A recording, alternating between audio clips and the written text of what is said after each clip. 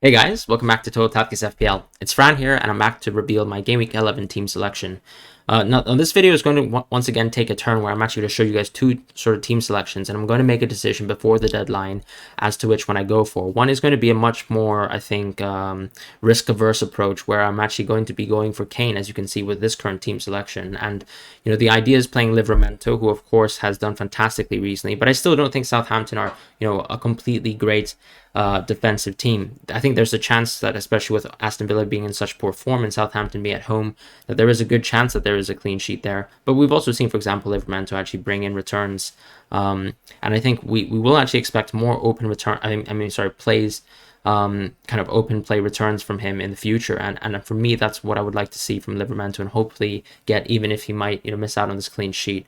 And the reason why this is a conservative approach, of course, is just because it's a direct transfer between Ronaldo and Kane, and this also gives me the avenue to go back into Ronaldo when Game Week 16 happens, because after Spurs versus Norwich, I can then move straight into United versus Norwich and pretty much enjoy that kind of fixture run for myself, and for me that pretty much takes a little bit of weight in terms of decision making in the midfield, because with now in the midfield you have the potential of Jota as well, especially due to the Firmino injury. We're not exactly sure about the timeline of that, but I will also mention that, for example, especially with the international break, you have the opportunity for Firmino to actually recover in that kind of space and time, and that might actually affect whether or not Jota seems to be such an interesting asset. I think the one regret I have this season so far is probably dropping Jota.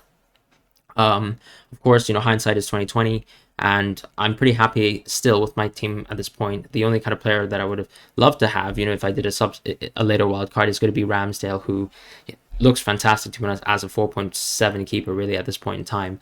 And I think when I actually look into my team, what I would say is the reason why I'm going for Kane is that I think Conte really can inspire something out of Kane this season. I know he's looked very poor. I don't think the eye test is something that he's pretty much passed this season, but we know he has the pedigree. I don't really think there's any kind of injury concerns with him. I think it is a mental thing as well, as we've seen, for example, with someone like Jimenez, who took a while to actually get over the hump and now is showcasing a lot of fine form.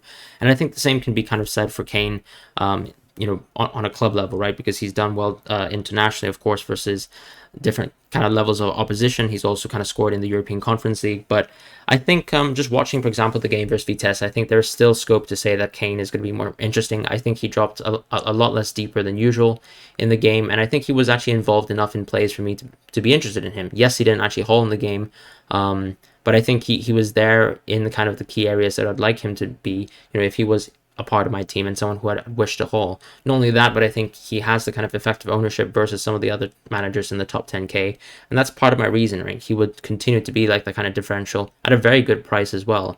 I have to say, for example, over the course of the season, someone like Jota is extremely interesting, and in a sense, I won't have the kind of budget to move into Jota if I go for Kane, but I think that's a risk that I'm willing to take.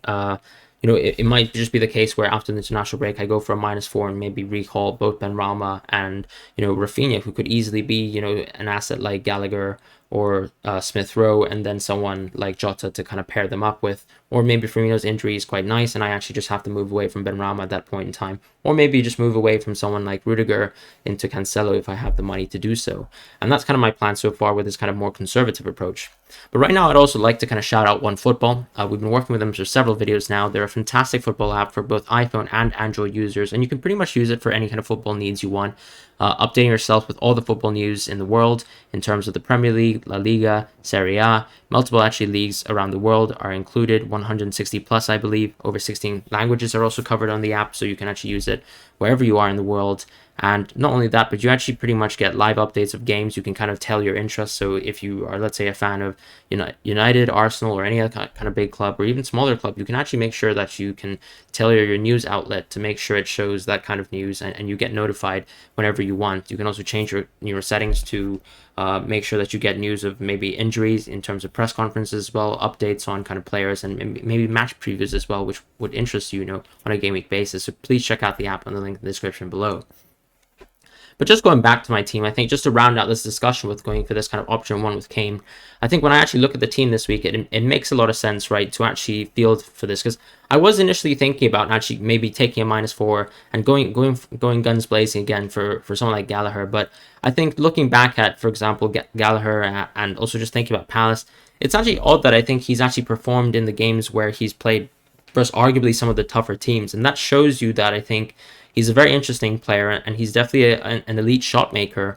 But I think versus more kind of compact kind of defenses, he might struggle, right? It's more about his ability to pick apart sides on the counter and actually expose the kind of gaps of some of these top teams who sometimes overcommit at times and are dominating the ball. And, you know, in games where he's played versus very compact defenses, I've seen much less of an input from him because I think he stays further back as his natural position on the team is a center midfielder, right? Olise as well, I'm not exactly sure how you pronounce his name, has also been extremely interesting in Crystal Palace and someone who I'm also kind of looking forward to in the future. I know Smith Rowe has that kind of fantastic game versus Watford, and it would be a nice kind of, for example, -4 to move into Smith Rowe. But I'm going to definitely take a more conservative approach if I was to go for Kane, right? I think it's already enough of a risk, arguably, to drop Ronaldo because he's in such fine form. That was actually something I was kind of debating constantly in my head because, you know, maybe Watford becomes a huge differential game if you're a Ronaldo owner. But I think Ronaldo, you know, is someone who doesn't really have that much ownership. So kind of losing out on him isn't that bad in terms of how I'm competing versus other players. And making sure that I have maybe one Spurs asset, whilst a lot of people have gone into Son this week or even Kane this week, like myself, or already have Kane in their team, makes a lot of sense for me.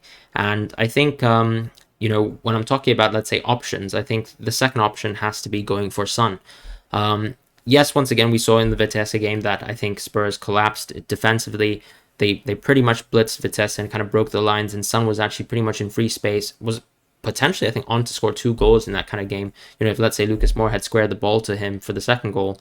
But, you know, there's definitely capacity to say that Son can play well. I don't think there's any kind of myth that Son can't play in a 3 at the back system or that he has to contribute a lot in terms of defense.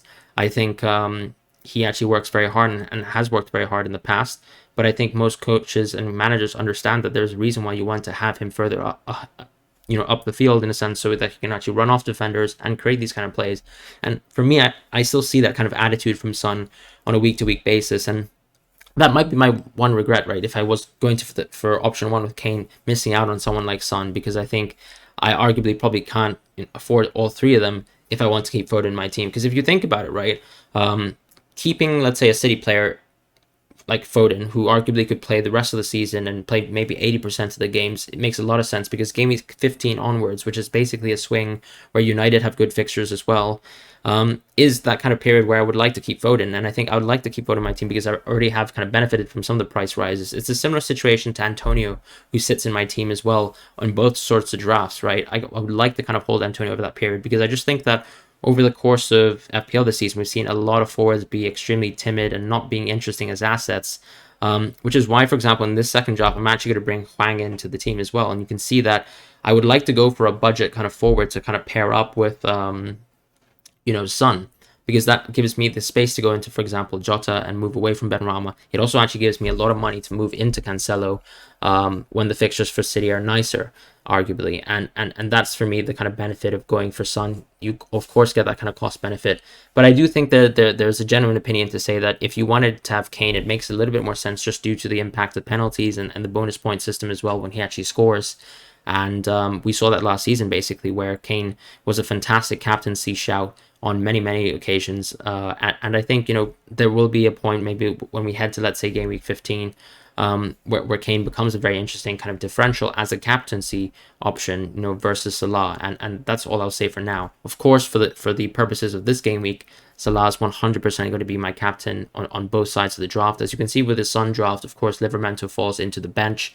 I think it just makes more sense. I think with my general attitude, I would like to attack game weeks, right? It makes more sense to have Hwang playing, of course. I wouldn't really bench anyone this week, not even Antonio, who arguably is probably the person that a lot of people are probably maybe making a decision between. Part of Livermento might be me wanting to chase points within the Kane option, but I think it just makes more sense than having Benrahma in my team, right?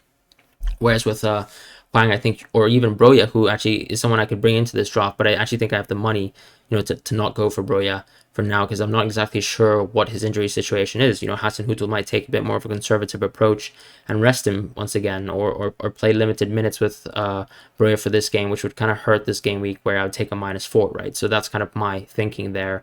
It probably makes a little bit more sense to go for Hwang. Yes, his fixtures dry up quite soon, but that's the whole point of having an enabler. When they actually have a dry patch, you can actually move to other assets in your team. And arguably, we have a lot of enablers who are actually playing for decent teams this season that will have great runs. For example, Gallagher, who I haven't actually showcased as a part of my team so far, is someone that I have always been looking at this season. And when you actually look at Crystal Palace's fixtures at this kind of maybe 2/3 part of the season, he actually is extremely interesting because I think Palace have pretty much come over playing three of the top teams of the league.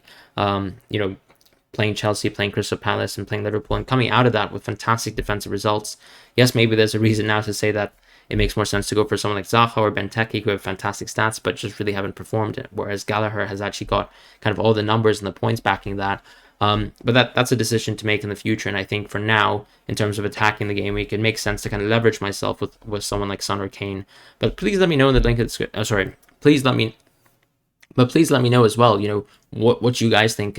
Should I go for the Kane option? Should I go for the Son option? Is it better to attack the game week or kind of make sure I take a little bit more of a cautionary approach? I'm definitely probably not going to roll the transfer. I know that's always an option for people who are kind of looking at the international break, wanting to head into 2 transfers, but it kind of is just what I was talking about from the start of the video, right? It doesn't make sense for me to roll the transfer when I have Ronaldo in my team because Watford is definitely going to be a fixture where I want him. And I think the only reason why I might want to roll the transfer realistically is just going to maybe to allow myself to actually go into Spurs players without taking a hit. But that's pretty much how I feel right now, guys. I hope you guys have a wonderful week, and please let me know if you guys have any kind of game week questions, and I'll probably do a live stream tomorrow as well and catch you guys there. So have a wonderful week, guys.